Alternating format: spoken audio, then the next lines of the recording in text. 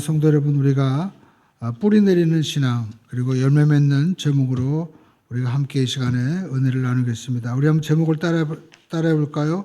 뿌리 내린 신앙, 열매 맺는 인생.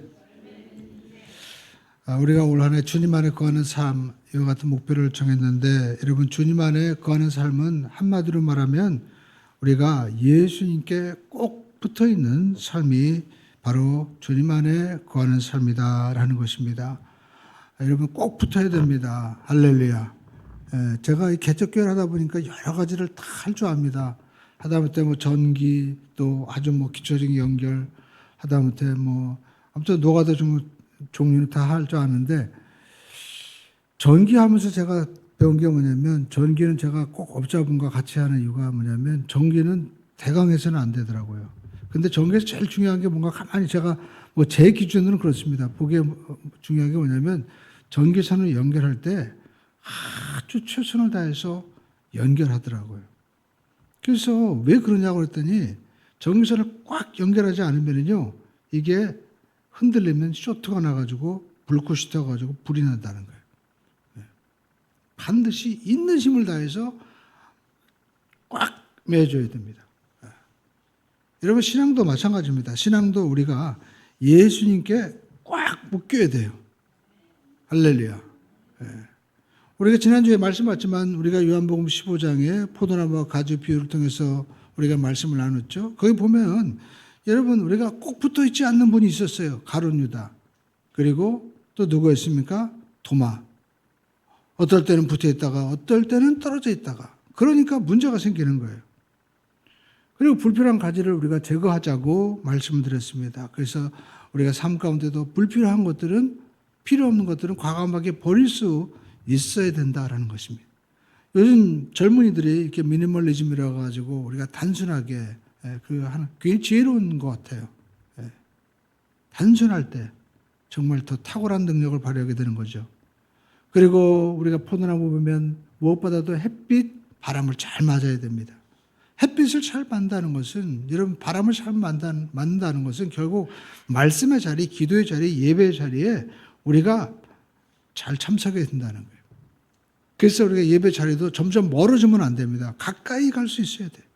여러분, 집안에도 성경책이 우리가 그냥 자동차 이 뒤에 대시보드에만 있으면 안 됩니다.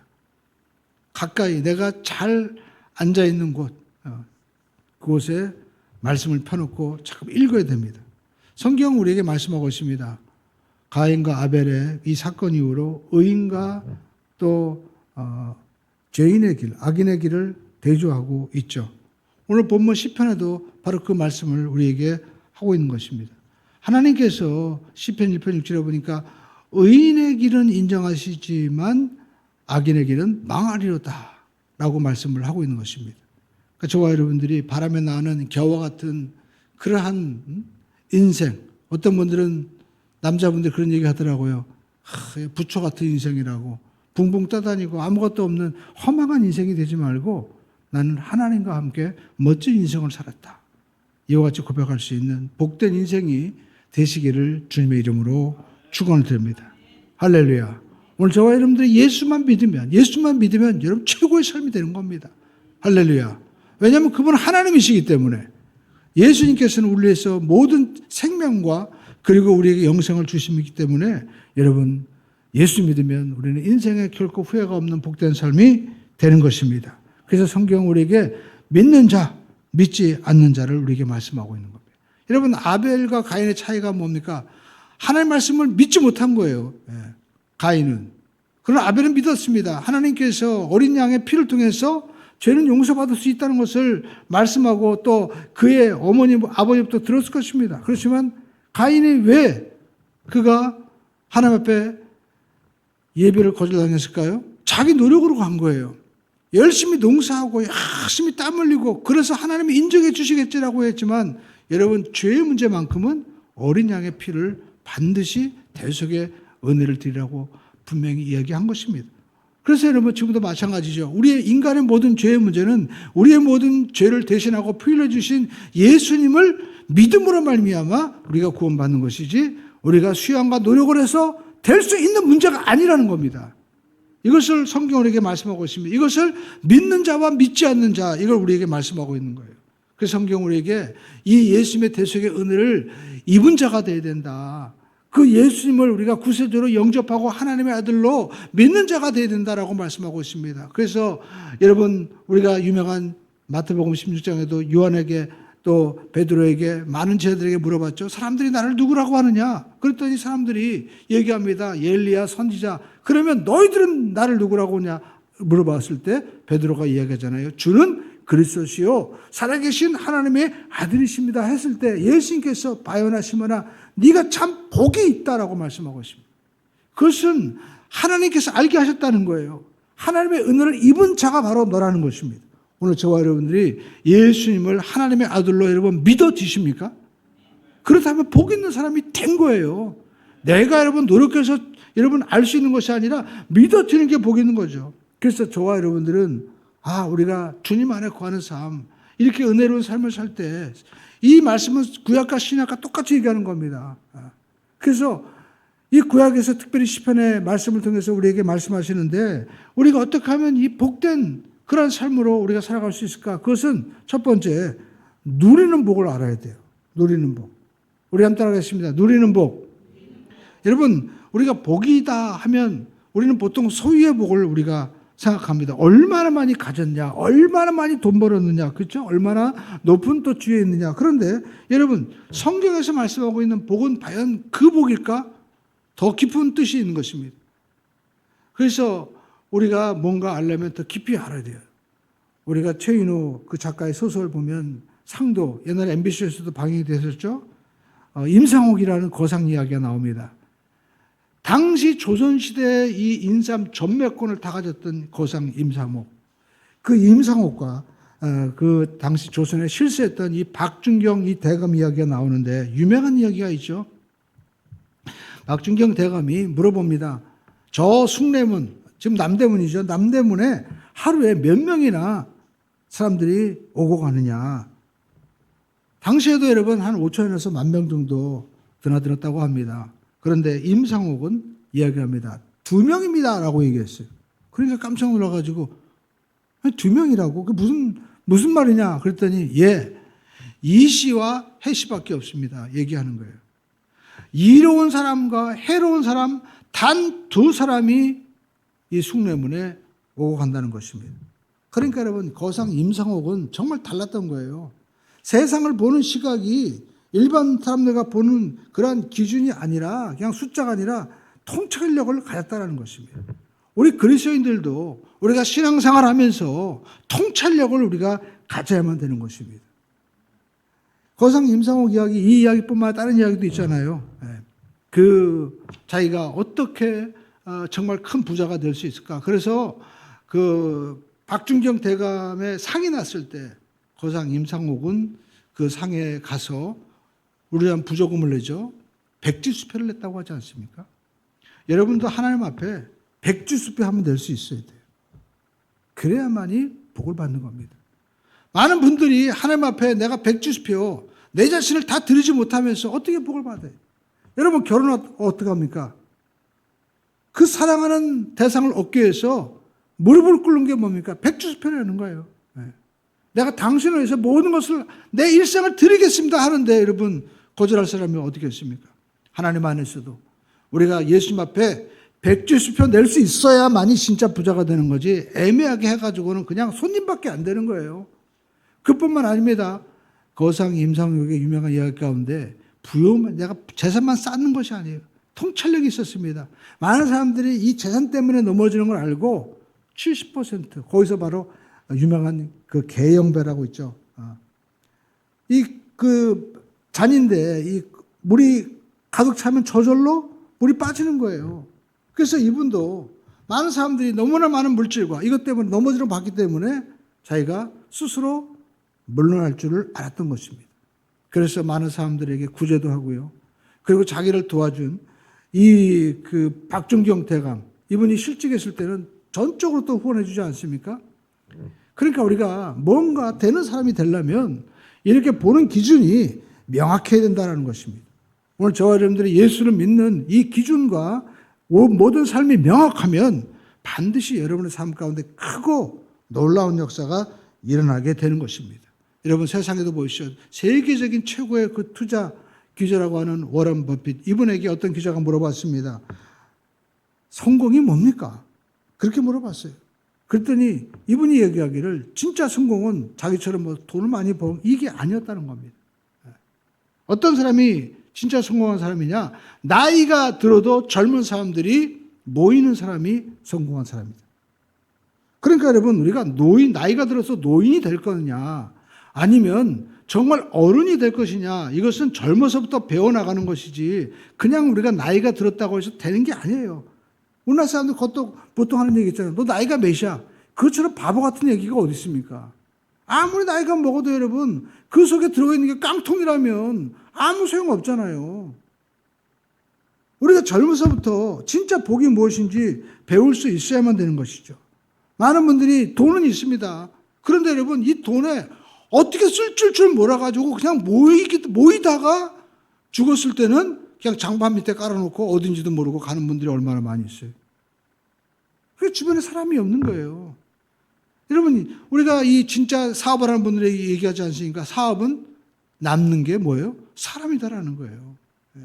제가 미국에 온 분들에게 얘기를 했습니다. 유대인들은 그 지혜를 아는 것 같아요. 그래가지고 그 젊은 분들이 이제 대학을 졸업하고 이제 어떤 투자를 할 때 유대인들은 유대인께 도와준다는 거예요. 근데 실패해도 또 도와준다는 거예요.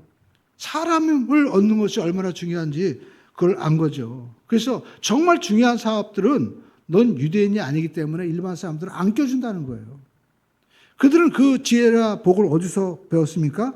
바로 성경에서 배운 거예요. 여러분 성경에서 복은요 두 가지가 있습니다. 우리가 알고 있는 이 소유의 복, 이것을 바라크라는 뜻을 가지고 있습니다. 소유의 복이 있어요. 유명한 여러분 버락 오바마, 바라크 바로 이 복을 얘기하는 겁니다. 하나님으로부터 받은 이 소유의 복을 얘기하는 거예요. 그런데 또 하나 복이 있습니다. 아쉐르라는 복인데 이것은 시편에서 말씀하고 있는 사용하는 복이에요. 하나님과의 관계에서 내가 얼마나 누리고 살아가느냐. 바로 이 아쉐르의 복을 얘기하는 겁니다. 우리가 옛날에 자가용이 없던 시절에 여러분 유명한 부흥사 목사님의 얘기 제가 간증을 들을 수 있습니다. 잊을 수 없습니다. 어떤 분이 이제 시골 가는데 자가용을 타고 가는데 할머니가 머리에다 짐을 이고 가는데 어머니 같잖아요. 그래가지고 차를 멈추고 그 할머니에게 어머니 어디 가세요? 가는 길이 맞으면 제가 태워다 드릴게요. 해가지고 태우고 가는 거예요. 근데 백미러를 보니까 세상에 이 할머님이 이 개나리 보침을 계속 머리에 이고 있는 거예요. 그래서 어머니 왜 그 할머님 보침을 그냥 머리에 이고 계십니까? 그랬더니 아이고 태워준 것도 고마운데 어떻게 짐까지 내리냐고 하면서 그냥 머리에 이고 가는 거예요. 근데 여러분 그 얘기를 그전에 그냥 웃으면서 들었는데 우리가 예수님 안에 이와 같은 엄청난 하늘의 복을 받은 존재가 되었는데 이것을 내가 누리지 못하고 그냥 계속해서 우리가 짐을 지고 간다면 이게 또 그 할머니만 어리석다고 할 수 있을까? 오늘 여러분 우리가 인생을 살아가면서 우리는 어떤 복을 우리가 가지고 살아가나요?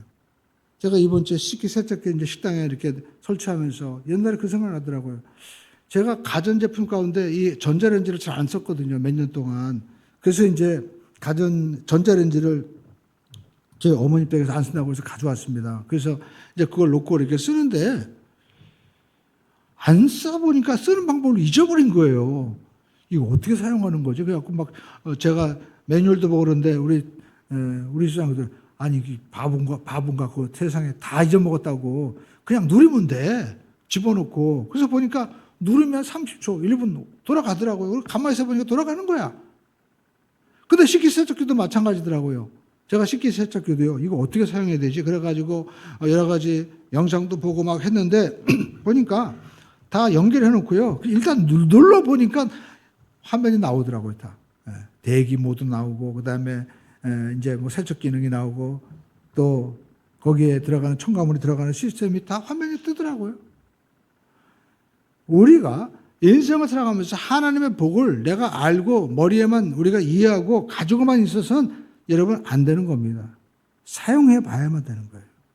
우리가 지난주에 들었던 말씀도 마찬가지죠. 우리가 주님 안에 거하는 삶이 되기 위해서는 우리가 정말 주님 앞에 꼭 붙어 있기 위해서 우리가 뭘 했습니까?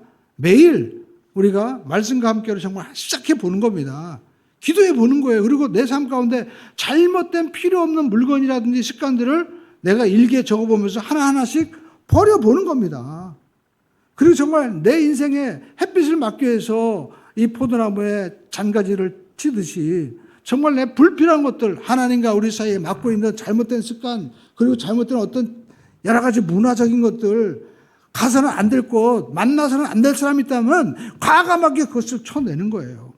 그리고 그것을 내가 실천해 보는 것이죠. 여러분, 하나님의 말씀을 내가 사용해 보고 누릴 수 있어야만 되는 것입니다. 여러분, 언제까지 우리가 이해하고 그리고 내가 그것을 소유하려면 합니까? 전도서에 이와 같은 말씀이 있습니다. 전도서 6장 2절에 보면 이와 같이 말씀하고 있습니다. 어떤 사람은 그 영혼이 바라는 모든 소원에 부족함이 없이 재물과 부여와 존귀를 하나님께 어떻게 해요? 받았다는 거예요. 근데 하나님께서 그가 그것을 누리도록 허락하지 아니하셨으므로 다른 사람이 누리나니 이것도 헛되어 악한 병이로다. 그러니까 그런 말 있잖아요. 버는 놈이 있고 쓴 놈 따로 있더라. 어떤 분들은 열심히 돈 벌고 막 그냥 진짜 경상도 말로 뭐가 빠지도록 했는데 보니까 자식들이고 하니까 막 허랑방탕하게 쓰는 거예요. 네. 무슨 소용이 있어요 그게. 제가 어떤 분은 제 수영장에 하는데 어떤 분은 좀 돈이 많아요. 그랬더니 자식한테 이번 몇 달 동안 수영장에 열심히 나오면 차를 한 대 새로 사주겠다고 해가지고 보니까 가만히 보니까 얼굴이 비슷해. 보니까 그 아들이더라고 보니까. 그래서 제가 마음을 상하겠어요. 그렇게 그냥 저렇게 젊었을 때 막 차를 공짜로 막 사주고 이래가지고 정말 이 아이가 정말 이게 복이 될까? 정말 귀하게 여길까? 아닌 것 같아요. 왜냐하면 제가 알고 있는 진짜 부자들 제가 몇몇 이렇게 경험해 본 바로는요. 그렇게 함부로 돈을 주거나 하지 않더라고요. 절대 여러분 행복하지 않습니다. 젊어서부터 너무 일찍 성공해가지고 뭐 해외여행 다니고 우리가 좋은 차 타고 다니고 여러분 다 독이에요. 여러분 목사님 독입니까? 증거를 댈 수 있어요. 제 주위 가운데 그런 애들이 있다니까요. 너무 집에 돈이 많고 막 이러니까 맨날 놀고 그 몇십 년 전에 해외여행 다니고 막 겨울에는 일본에 가 있고 저기 따뜻한 곳에 가 있고 그런 아이들이요. 지금도 장가도 못 가고 지금도 여전히 꿈에 살아요. 자기가 벌어야만이 소중한 것도 알고 어떻게 내가 써야 될지 아는 거예요. 그거 지혜를 줘야지. 왜 그렇게 삽니까? 그 아이가 나중에 어떻게 하면 나중에 더 큰 걸 달라고 요구하는 거예요. 여러분 하나님 앞에 복을 우리가 받아야 됩니다. 성경 말씀 이건 헛되이 악한 병이라고 얘기하잖아요. 악한 병. 자식에게 돈 물려주고 하지 말고요. 믿음을 물려주십시오. 지혜를 물려주세요. 우리가 지금 이 젊은 세대에게 이 엄청난 부를 물려줘서 옛날 그잖아요. 6.25 때 왜 라면 먹지 말고 밥을 못 먹었냐고. 엉뚱한 소리 하잖아요. 그러니까 여러분 우리가 젊어서 고생을 사서 한다고요. 우리가 지혜를 배워야 되는 거예요. 고생이 뭡니까? 지혜를 배우라는 거예요. 지혜. 우리가 실패도 하고 또 이 어떤 일을 하면서 안 되는 걸 보면서 이렇게 하면 안 되는구나. 지혜를 배우는 거잖아요. 그래서 저와 여러분들은 우리가 소유만 하는 복이 아니라 정말 누리는 복을 우리가 알아야 됩니다. 우리가 신명기 6장 10절에 보면 이와 같이 말씀하고 있죠. 내 하나님 야훼께서 내 조상 아브라함, 이삭과 야곱을 향하여 내게 주리라 하신 땅으로 어떻게 해요? 들어가게 하시고 근데 여기 보니까 어떻게 해요? 건축하지 아니한 크고 아름다운 성읍을 얻게 하시다. 내가 채우지 아니한 아름다운 물건이 가득한 집을 얻게 하시며 내가 파지 아니한 우물을 차지하게 하시며 심지 아니한 포도원과 감람나무를 차지하게 하사 배불리 먹게 하실 때 여러분 이 복이 바로 어떤 복입니까? 누리는 복인 거예요. 누리는 복. 저와 여러분들이 소유만 하는 것이 아니라 여러분 바라크의 이 복만 아니라 아쉐르 우리가 누리는 복을 받는 주인공 되기를 주님의 이름으로 충을 듭니다. 그리고 여러분 우리는요 나를 통해서 누군가 복을 받는 복의 통로가 될 수 있어야 돼요. 우리 한번 따라가겠습니다. 복을 나누자. 바라크에서 위로부터 우리가 복을 받았다면 아쉐르 나눌 수 있어야 돼요. 이것이 아브라함에게 주신 복이죠. 하나님께서 창세기 12장에 보니까 아브라함 부릅니다. 아브라함아. 여러분 이름을 부른다는 게 하나님 나를 부른다는 게 얼마나 큰 축복입니까? 오늘 이 시간에도 하나님이 여러분을 부르시는 거예요. 하나님 말씀하시는 겁니다. 아브라함에게 하나님께서 말씀하시기를 내가 너로 큰 복을 주어 소유의 복이죠. 바라크의 복이죠. 너로 큰 민족을 이루게 하고 너는 복이 될 것이다. 근데 많은 민족이 너로 인하여 복을 받을 것이다. 복의 통로가 되라는 거예요. 복의 통로. 오늘 여러분 우리가 세상에도 보면요. 인프라가 중요하다고 얘기하잖아요. 우리가 경부고속도로 깔 때 여러분 우리가 알고 있는 뭐 김대중, 김영삼 이런 분들이 막 반대하고 뒤집어졌다고 얘기하잖아요. 그분들이 그냥 민족만 생각할지 알지 인프라가 뭔지 몰랐던 거예요. 여러분 세계 가보시죠. 미국 우리가 이런 나라 보면은 인프라가 쫙 깔려 있습니다. 인도에 인건비가 엄청 싼데 인도에 투자를 못한 이유가 뭐냐면 인프라가 없다는 거예요. 인건비 싼데 그걸 가지고 도로가 없고 항만이 없으니까 부대 비용이 더 들어가는 거야 이게. 인프라가 중요한 거예요. 여러분 인프라가 뭡니까? 바로 바라크. 여러분 바라크를 뛰어넘어서 아셀인 거예요. 은행이 왜 부자입니까? 은행이 돈을 원래 보관하는 곳이잖아요. 근데 여러분 은행이 돈을 그걸 소유할 뿐만 아니라 필요한 사람들한테 사업자금도 대주고 주택자금도 대주고 자꾸만 나누죠. 그러다 보니까 자기가 부자가 되는 거야 은행이. 그걸 안 게 바로 유대인들이죠. 유대인들이 이 물질도 소유만 하는 것이 아니라 이걸 나눌 때 힘이 되는구나. 그래서 유대인들이 세계 금융을 잡고 있는 것이고 결국 그 금융이 산업계도 움직이는 거예요. 막 구조조정하잖아요. 이게 JP 모건이라는 이런 회사들도 보면 다 여러분 이 금융계 유대인들 이런 사람들이 잡고 있고 지금도 마찬가지인 거예요. 우리나라 여러분 유명한 그 카트라이트 만드는 회사 그분이 자기도 유대 금융회사에 투자하고 싶다고 얘기했더니 유대인 분으로부터 메일이 왔다는 거예요. 당신은 유대인이 아니기 때문에 안 된다. 그분들이 딱 묶여 있는 거예요. 오늘 여러분 우리가 알 것은 우리가 하나님 안에서도 여러분 이 지혜를 우리가 얻어야 된다는 겁니다. 이미 하나님께서 말씀하시는 거예요. 예수님께서 30에 오셨습니다. 청년 때. 저희 아들 같은 그 나이 때 어떤 말씀하셨어요? 수고하고 무거운 짐을 진 자들아 다 내게로 오라. 내가 너희를 쉬게 하리라. 도대체 이 젊은 나이에 그런 말 할 수 있습니까? 그러니까 여러분 하나님으로부터 여러분 함께 하시지 않고서는 아버지께서 듣고 아버지께서 말씀하지 않고서는 내가 말씀하지 않으셨다라고 말씀하신 것처럼 예수님께서는 정말 하나님이신 거예요. 예수님이 여러분 이렇게 놀라운 삶을 사신 것은 베푸는 삶을 사신 거예요. 하나님의 복을 하나님의 은혜를 나눈 것입니다. 병든 자에게 그리고 배고픈 자에게 힘든 자에게 나눈 거예요. 그래서 우리 교회도 우리가 예배 드리고 나누셔야 되는 겁니다. 우리가 나눌 수 있어야 돼요. 어떻게 나눌 수 있습니까? 물질도 나누는 겁니까? 여러분 물질보다 말로써도 나눌 수 있는 거예요. 말로써도. 또 그 사람이 힘들어할 때 함께 우리가 아파해주고 함께 시간을 내주는 것도 나누는 것입니다. 그리고 그 사람이 추구하는 것에 지지해주고 여러분 인정해주는 것 이것이 진짜 나누는 것이죠. 여러분 예수님께서 이와 같이 우리에게 나누는 삶을 살 때 여러분 정말 우리의 구세주가 되시고 만왕의 왕으로 많은 사람들이 예수님을 지지해주고 함께 따라가고 있잖아요. 오늘 저와 여러분이 여러분 이와 같이 나누는 삶을 살아야 됩니다. 예수님께서 무화과나무 비유를 통해서 말씀하시는데 유일하게 예수님께서 어떻게 보면 부정적인 기적이죠. 멀쩡한 무화과나무를 왜 말라 죽게 합니까? 근데 여러분 무화과나무는 뭘 뜻하는 거예요? 이스라엘 뜻하는 겁니다. 근데 이스라엘을 보니까 무화과나무 잎을 보니까 이파리만 무성한 거예요.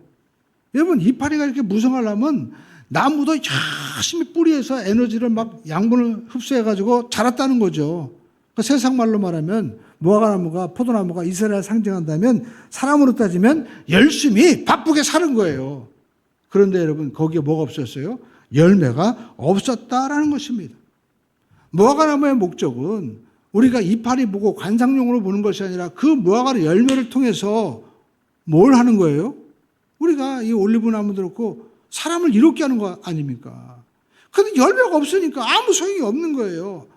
하나님께서도 저와 여러분들을 이 땅에 보내신 것은 이 백성은 내가 나를 위하여 지었나니 나의 찬송을 부르게 하심이라 말씀한 대로 하나님께 영광된 삶을 하나님께서 살게 하시려고 저와 여러분들을 보내신 거예요. 그래서 우리는 이렇게 나누고 우리가 복을 흘려보내는 삶을 살아야 되는 것입니다. 여러분, 우리가 남들에게 왜 우리가 옷을 잘 입고 또 우리가 뭔가 정말 품위 있게 봅니까? 나를 통해서 뭔가 영향력을 주려고 하잖아요. 근데 진짜 영향력을 주는 것은 얼굴입니다. 얼굴. 주변에 보십시오. 젊었을 때는 정말 이쁘고 아주 잘생긴 것 같은데 보면 볼수록 보기 싫은 사람이 있어요. 자기의 마음속에 생각하는 것이 밖으로 나오기 때문에 그런 것입니다. 그래서 링컨은 나이 40이 되면 자기 얼굴에 책임을 져야 한다고 말씀했습니다. 왜 그렇습니까? 내가 생각하는 그 모든 것들이 자기도 모르게 얼굴에 나온다는 거예요. 그것을 뭐라고 얘기합니까? 인상이다라고 얘기합니다. 여러분 그러면서 옆에 분 한번 인상 한번 보세요. 어떠신가? 인상이 좋아요? 인상이 나빠요? 여러분 인상은요. 인생의 성적표라고 얘기합니다. 그러니까 여러분 이것은 하루아침에 만들어지는 것이 아니다라는 것입니다. 부부들이 오래되면 서로 닮는다고 얘기하잖아요. 왜 그럴까요? 같이 먹고 같이 생활하고 같이 여러 가지 인생에 정말 봄, 여름, 가을, 겨울 겪다 보니까 생각하는 것들이 비슷하니까 얼굴 주름이 비슷해지고 그리고 습관이 비슷해 보니까 닮아가는 거예요. 여러분 우리의 삶 가운데 신앙인의 여러분 삶 가운데 인상은 어디에서 나오는 겁니까? 내면에서 나오는 거예요. 내가 주님과 함께 교제하고 주님을 자꾸 쳐다보고 여러분 주님의 말씀을 묵상하다 보면 나도 모르게 내 속에서 주님의 모습이 나오게 되는 거예요. 기도가 몸에 배고 말씀이 몸에 되고 또 여러분 우리가 주님의 은혜를 몸에 배기를 바랍니다. 멈추지 마세요. 왜 멈춥니까? 왜 기도를 멈춰요? 왜 여러분 기도에 여러분 우리가 자리를 멈춥니까? 그러면 영양분이 끊기게 되는 거라니까요. 저는 그 유대인들이 보니까 참 놀란 게 뭐냐면 이분들이 엄청난 부를 소유했음에도 불구하고 세계의 모든 이런 그 양피지 성경이라든지 정말 고고학 이런 것들은요 그분들이 엄청나게 다 투자해주고 나가더라고요. 가치를 아는 거예요. 가치를. 오늘 저와 여러분들이 하나님 앞에 더욱더 기도하고 말씀의 뿌리를 내림으로 말미암아 주변 분들에게 영향을 미치기 바랍니다. 어머니가 매일 기도해 보십시오. 그럼 자녀들이 마음 가운데 평을 얻습니다. 그건 제 간증이에요. 네. 내가 아무리 실수하고 또 내가 안 돼도요. 아, 우리 어머니 이렇게 기도하는 거 보니까 난 잘 될 것 같아. 희망이 생기더라고요. 자녀들에게 밥 한 끼, 자녀들에게 좋은 옷 여러분 입혀주고 이런 것보다도요. 아니 돈 1억을 주는 것보다도 기도하는 게 가장 큰 여러분 영향력이에요. 그건 제가 주변에 강남에 제가 그 뭡니까 회사 나가서 설교할 때 거기 있는 사장들에게 들은 얘기입니다. 그런 얘기 하더라고요. 목사님 주변에 희한하게 잘 되는 사람이 있는데 보니까 다 어머니 아버지가 믿는 사람이더라고요. 그런 얘기를 하는 겁니다. 그러니까 여러분 우리가 하나님 앞에 내가 하나님 앞에 받은 바 은혜를 잠깐 흘려보내야 돼요. 우리 어머니 권사님들이 다른 거 없습니다. 기도하세요. 그럼 하나님이 반드시 열어주시고 복된 역사가 일어나게 될 줄로 믿습니다. 우리 함께해서 복의 통로가 되자. 여러분 기도하십시오. 여러분 이번 금요 기도에 얼마나 더 많이 참석하실지 제가 볼 겁니다. 하나님 보시겠다는 거예요. 할렐루야. 기도하세요. 기도하면 반드시 열매를 맺습니다. 할렐루야. 멀어지지 마세요. 예수님을 멀리 쫓아가다가 베드로도 성경 보면 멀찍이 쫓아갔다고 말씀하고 있어요. 멀찍이 쫓아가다가 시험 드는 거예요. 멀찍이. 여러분 선생님도 보시죠. 아이들이 열심히 요 가까이서 수업 듣던 애가 점점 멀리 가는 거예요. 뒤로. 그러면 어떻게 해요? 뒤에 가서 딴짓하고 결국에는 넘어지고 마는 겁니다. 가까이 붙으시기를 주님의 이름으로 축원드립니다. 주님과 가까이 붙어 있을 때 주님께서 반드시 역사하십니다. 그리고 우리가 오늘 세 번째 보니까 묵상의 삶이 된다. 정말 하나님 안에서 우리가 복이 있는 주님 안에 거하는 삶, 은혜의 삶은요. 따라하겠습니다. 묵상의 사람이 되어야 합니다. 시편 1편은 우리에게 말씀하고 있죠. 얼마나 놀라운 말씀입니까? 복 있는 사람은. 그렇죠? 복 있는 사람은 악인의 길을 따르지 아니하고 맨 처음에 따른대요. 여러분 유튜브를 통해서 막 따르는 사람도 많죠. 우리가 보면 어떤 사람이 유튜브를 하면 그 내용을 뒤에서 또 추정하고 따르는 좋아요 누르고 하는 사람 많잖아요. 언제까지 우리가 좋아요만 하겠어요. 복 있는 사람이 되세요.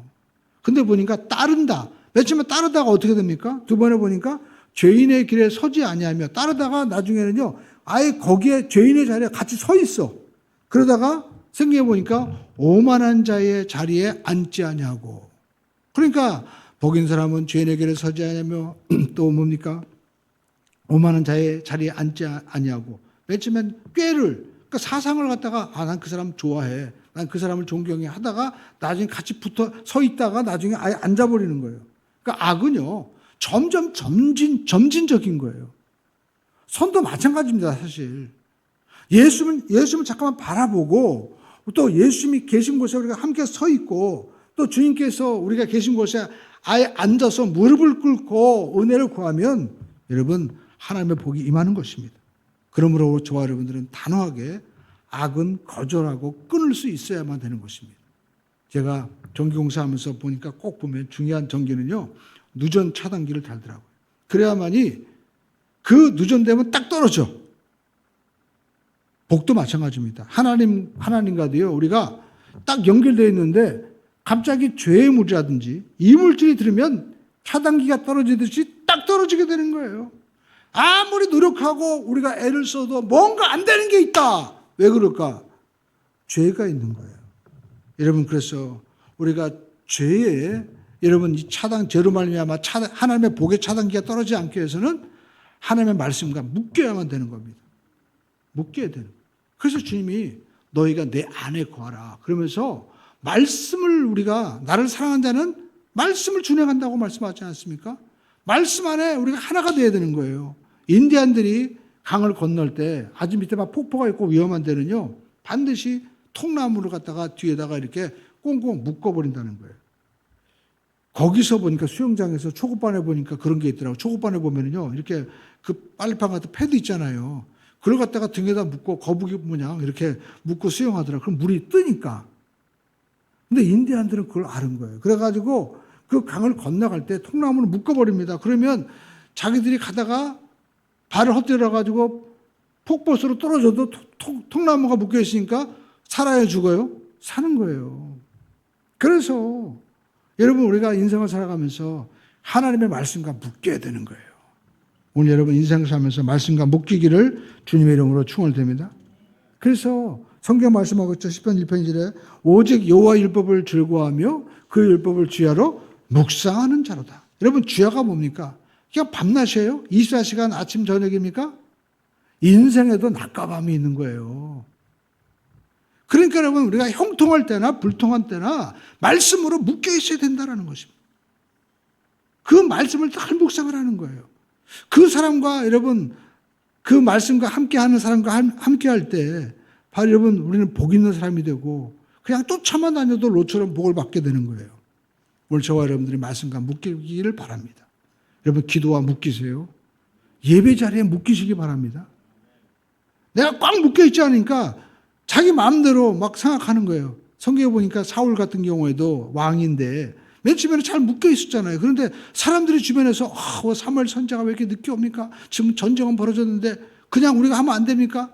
막 흔들리는 거예요. 말씀과 묶이고 예배와 묶이지 않으니까.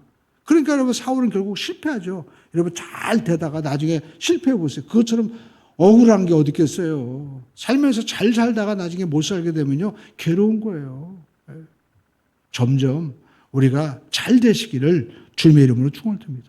근데 여러분, 진짜 복은요, 내가 안 될 때도 어떻게 해요? 인생의 밤이 돼도 말씀으로 내 삶을 해석하는 거예요. 그게 또 진짜 복인 거예요. 우리나라 조선시대에 이 성리학이 꼽힌 이유가 있습니다. 중국보다 우리가 여러분 공자명자를 우리가 들어왔지만 우리가 더 이 성리학, 사단, 칠정론 이런 더 탁월하잖아요. 근데 왜 그렇게 됐냐 했더니 우리나라 사람들은요, 조선시대 때 이조 500년이 중국 2500년을 이겼다고 하잖아요. 왜 그러냐? 사람들이 공자명자, 천자문 그냥 읽는 거예요. 독경이라고 얘기하잖아요. 성경을 읽으세요. 내가 눈으로 보고 그리고 읽으면서 귀로 듣고 말하고 그러다 보니까 여러분, 이게 입체적이 돼가지고요. 내가 읽다 보니까 옆에 있는 동생은 서당도 안 갔는데 얘는 그냥 듣다가 다 벌써 외워버렸어. 그러니까 여러분, 조선시대 천재들이 막 나온 거예요. 오늘 여러분, 성경도 마찬가지입니다. 우리가 읽고 또 내가 듣고 볼 수 있어야 돼요.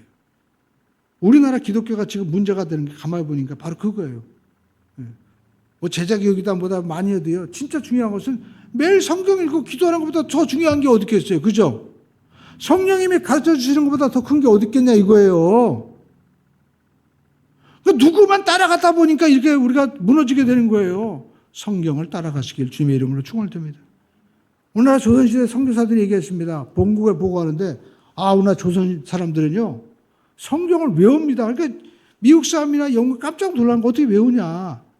바로 이 성약, 이 영향을 받아가지고 우리나라 조선시대 초기의 사람들도요. 성경을 그냥 갖고 다니면서 쪽쪽을 늘 읽고 소리내어서 자기 듣다 보니까 그냥 외운 거예요. 그냥 복 있는 사람은 악인의 길을 따르지 않으며 죄인의 길에 서지 않으며 오만한 자의 자리에 앉지 않고 오직 여호와의 법을 즐거워하며 그것을 죄로 묵상하는 자로다.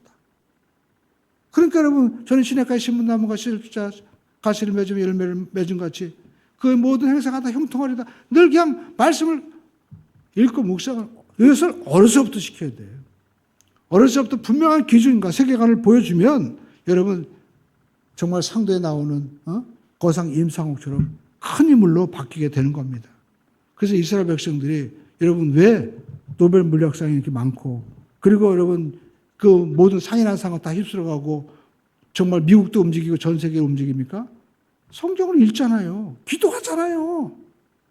아예 초등학교 가서는 다른 거 안 시킨대요. 그냥 창세기부터 자기들이 이 말씀을 모세오경을 그냥 줄줄이 외우게 하는 거야.